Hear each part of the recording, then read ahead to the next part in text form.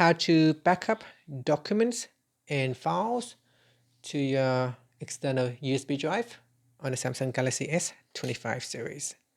First, tap on the home button to return back to the home screen. Now from the home screen, we're going to use this adapter, plug in the adapter to your USB-C port, and then we connect the USB-A drive into the adapter. Okay, so it is plugged in. Next, swipe down at the top and tap on the settings icon. Then scroll down and tap on accounts and backup. Then tap on external storage transfer. If you see this message, just tap on OK, then tap on USB storage. Then go down and tap on custom and tap on next.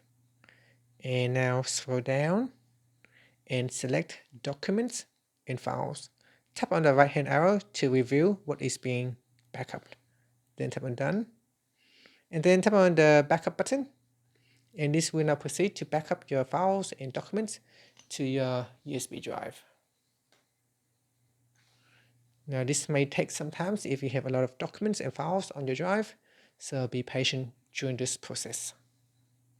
Okay, once it is done, you can review what is being backed up. And then we go back and tap on next, then tap on done.